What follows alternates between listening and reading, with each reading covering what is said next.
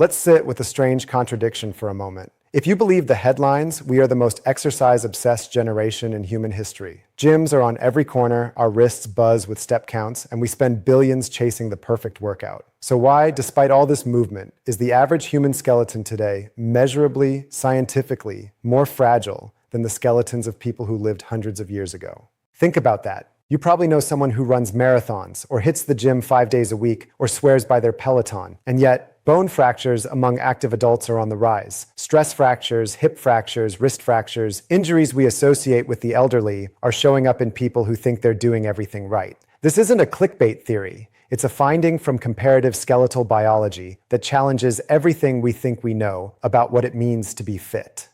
Researchers who examine pre-industrial human remains versus modern adults are finding a consistent, alarming pattern.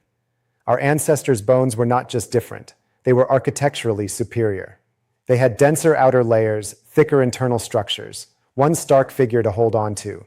Studies show that modern sedentary adults have cortical bone, the dense outer shell of your skeleton, that is roughly 15 to 20% thinner than comparable bones from just a few centuries ago. We have better nutrition, longer lifespans, and an entire science dedicated to exercise. Yet our structural foundation is eroding. The problem isn't a lack of effort. The problem is a fundamental misunderstanding of what exercise actually is. The real issue is that we've started treating the gym as a replacement for a lifestyle. We schedule movement into a tiny box in our day, and we call it done. But the human body, specifically the skeleton, wasn't designed for scheduled intensity. It was designed for constant, varied, low-grade conversation with the physical world. I'm Daniel Lieberman.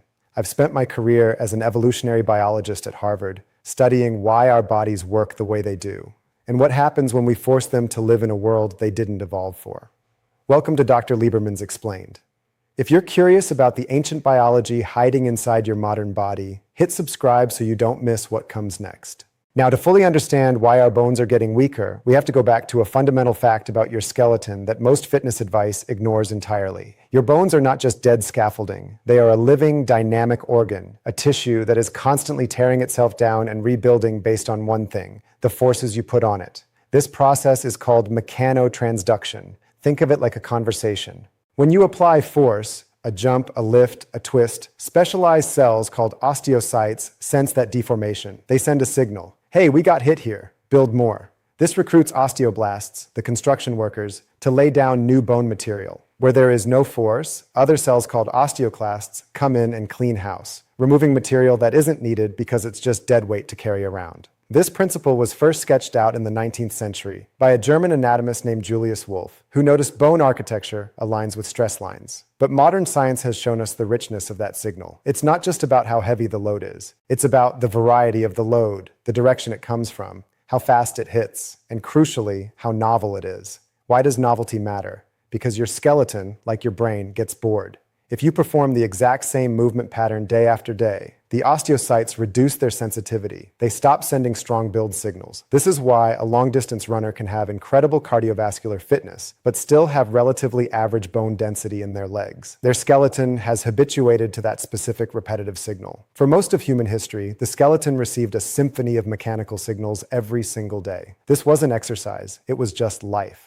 Consider what a daily routine looked like for our ancestors. Carrying uneven loads, like a child or a water jug, across uneven, rocky terrain, climbing up to gather food, squatting down to prepare meals, twisting, balancing, reaching overhead, walking for hours, not on a flat treadmill, but on dirt, sand, and roots that forced constant micro-corrections in their gait. Their hands processed grain, stripped bark, shaped stone tools, sustained heavy work that loaded the fingers, wrists, and shoulders from every angle. This wasn't for health, it was just the texture of existence. And when paleoanthropologists look at those skeletal remains, they see the result: thick cortical walls, dense trabecular networks, and pronounced ridges where muscles attached. These were skeletons sculpted by a lifetime of conversation with a demanding physical world. This brings us to a crucial point. The human skeleton didn't evolve to respond to a 30-minute treadmill run. It evolved to respond to a 16-hour day of physical variety. And there's a critical window for building this foundation. The first 20 years of life are when you set your peak bone mass, the structural ceiling you'll carry into old age. A child who spends a decade climbing trees, sprinting barefoot, and carrying siblings isn't just playing.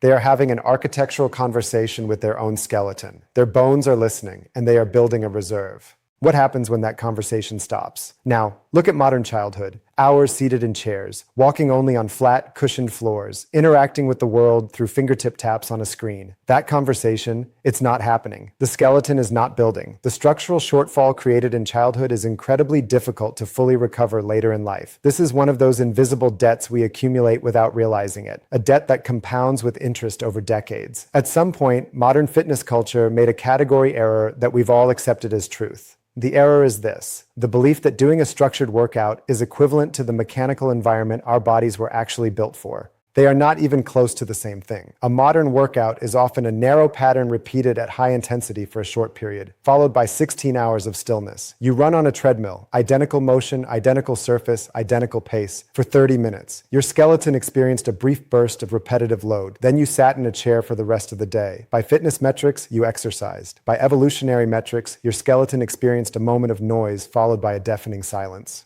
Bone doesn't just bank the benefits of that 30-minute session. It needs distributed signals across the waking day to maintain its architecture.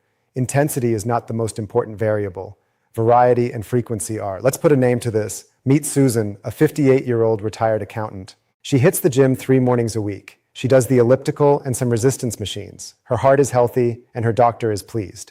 But Susan has noticed her wrists feel weak, and she recently got a stress fracture in her foot just from walking. What's happening? Susan's routine is great for her heart, but for her skeleton, it's a desert. The machines lock her into fixed planes. The elliptical is repetitive. Her hands, which our ancestors used with immense force every day, are barely loaded at all. Her wrists are fragile because the signal to build them is absent. Now here's where it gets even more interesting. Susan's story isn't rare. Researchers are now finding that many active adults suffer from what they call localized skeletal poverty. That means certain regions of their skeleton, like the spine, wrists, or feet, have been mechanically underfunded for years, even as other regions, like the thighs from cycling, remain relatively robust. The body doesn't share resources evenly. It builds exactly where it senses demand. So if you never demand much from your upper body or your hands, those bones will quietly thin, regardless of how many squats you do. Susan isn't lazy. She's a victim of a mismatch. She's doing what she was told, but her biology is asking for something else. This creates what skeletal researchers call a bifurcated mechanical environment. You get pockets of robustness, maybe the legs from running, surrounded by vast regions of structural neglect. Meanwhile, our modern environments have systematically removed the background noise of mechanical diversity. Smooth floors, elevators, chairs, shoes that absorb shock. Each is convenient. Collectively, they've created a world that whispers almost nothing to our skeletons. We solved physical hardship, and in doing so, we accidentally silenced the conversation our bones depend on. Consider footwear. The human foot is a masterpiece of engineering with 26 bones and 33 joints. It evolved to be a sensor, sending data up the chain to the knee and hip. When we put it in a rigid cushioned shoe, we muffle that data. We aren't protecting the foot, we're depriving it of the information it needs to stay strong. There's a reason why people who grow up barefoot often have wider, more structurally resilient feet. Their skeletons were never wrapped in a foam cast. But there's a deeper layer here, one that took researchers a long time to uncover. If you remember one thing, remember this. The human body doesn't get stronger from exercising more. It gets stronger from experiencing diverse, distributed, habitual loading across the whole body, starting in childhood and continuing without interruption. This is the exercise myth. Not that exercise is useless. It's not. The myth is that structured, intense exercise can substitute for the full mechanical diversity the human skeleton evolved to require. It cannot. What's the best proof of this? The proof comes from bioarchaeology, the study of ancient skeletons. When researchers track populations that shifted from active foraging to settled farming, the decline in skeletal robusticity is startling. It happens within just a few generations. You see it in the cross-section of bones. The robust muscle attachments shrink. The cortical walls thin. The skeleton is so efficient that when the loading signal stops, it dismantles itself. Remove the conversation, and the architecture quietly retreats. This leads to a counterintuitive insight. Sustained low-intensity variety, carrying things, walking on uneven ground, getting up off the floor, produces a different, more complex signal than a heavy set of bicep curls. It's not about total load volume. It's about the diversity of strain directions. Bone cells, it turns out, get bored. They become desensitized to the same signal repeated over and over. This is called mechanosensory adaptation. It's why marathon runners on flat roads don't necessarily have dense leg bones. The skeleton stops listening, but introduce a novel direction, a side step, a different surface, and the cells wake up. The conversation resumes. This means osteoporosis isn't primarily a calcium deficiency. It's a mechanical neglect disease. It's what happens when the skeleton goes decades without hearing the right signals. By the time you get the diagnosis, it's the result of years of insufficient conversation. The problem is not that your biology is broken, it's that your environment is silent. This is worth sitting with because it changes the solution. The solution is not just more exercise, it's a different physical life. There's an analogy that helps. Imagine your skeleton speaks a specific language, a language of impact, tension, compression, and shear. It has a large vocabulary. Modern exercise in its common forms is like walking into a room, shouting one word very loudly for 30 minutes, and then leaving. The skeleton hears it. It nods. But it never gets the full, rich conversation it needs to build something meaningful. What feels like weakness or aging is often just a language barrier. Your body is listening. It's just waiting for you to speak its language. This leads to a reframe. Instead of asking, "How long was my workout?" the evolutionary question is, "How mechanically diverse was my day?" Did your skeleton receive signals from multiple directions? Did your hands bear meaningful force? Did you carry something?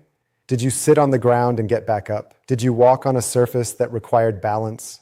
For many of us in sedentary jobs, these questions reveal a gap between our effort and the skeleton's needs. What about the person who runs 4 days a week? Consider David, a 48-year-old project manager. He runs 4 days a week. His cardio is great, but his daily life involves 10 hours of seated work, walking only on flat pavement, carrying nothing heavier than a laptop, and using tools that require no grip. His skeleton, despite the running, is experiencing mechanical poverty in large regions of his body. The fix for David isn't to run more. It's to restructure his physical environment to create more distributed variety across his existing day. Not as extra exercise, but as a redesign of his day. This aligns with research on non-exercise physical activity. Studies show that people who have high levels of this, taking stairs, carrying groceries, standing, have better skeletal outcomes than those who just have a high-intensity workout but sit the rest of the time. The signals are more distributed, more varied, more continuous. What modern life sees as an inconvenience, carrying bags, using stairs, sitting on the floor, is actually the delivery mechanism for the signals the skeleton is starving for. From an evolutionary standpoint, these aren't hardships, they are the conversation. This has profound implications for kids. If peak bone mass is set by age 30, and the loading you do as a kid determines that ceiling, then the physical impoverishment of modern childhood, the reduction of unstructured outdoor play, the cushioned shoes, the screens, has permanent consequences.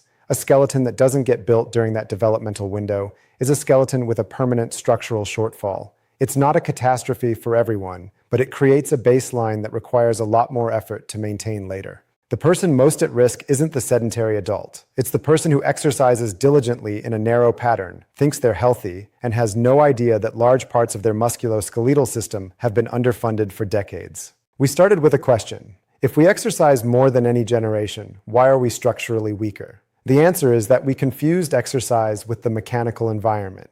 We optimized for heart rate and muscle size, while leaving the skeleton's foundational architectural language unaddressed. The skeleton doesn't care if you meant to move. It only responds to mechanical reality, force, direction, variety. When those signals are absent, the architecture designed over millions of years quietly dismantles itself. The fitness industry is great at motivating you to move, but not at telling you how to move. There's a deep irony here. We built an infrastructure to compensate for the mechanical poverty of modern life, but that infrastructure largely recreates the same poverty it was supposed to fix: concentrated, repetitive, and brief. Your body is not failing you. It is responding precisely to the environment you give it. That ancient biology is still there, still listening, still ready to adapt. It just needs to be spoken to in its own language.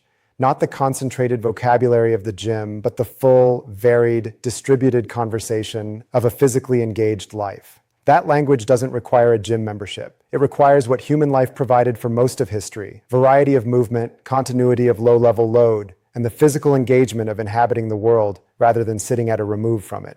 The evolutionary puzzle is solvable. The fragility, the aches, the vulnerabilities that accumulate despite our best efforts, these aren't signs of a broken biology. They are signs of a mismatch. Recognizing that mismatch is the first step, because you can't fix a problem until you know what the problem actually is. The myth that structured intensity substitutes for mechanical diversity is not a minor misunderstanding. It's a category error with long-term consequences that accumulate invisibly. Correcting it doesn't require abandoning the gym. It requires expanding the conversation between your body and the world. It requires structural attention, the kind of quiet, consistent, distributed engagement the human body was designed for, not as exercise, but as life. The bones are still listening. They have always been listening. The question isn't whether we exercise enough. It's whether the world we live in is still speaking to the biology we carry. In the next video, we'll turn from the skeleton to the brain, because the same evolutionary logic that explains why our bones are weakening also explains why our modern cognitive environment is quietly altering how we think, focus, and process information. The mechanisms are different, but the principle is the same, and the implications might be even more urgent. I'm Daniel Lieberman, and this is Dr. Lieberman's Explained. The evolution is still happening right now, inside you. If this perspective on movement and biology resonates, hit that like button to support more deep dives into your evolutionary past. And subscribe so you don't miss what comes next.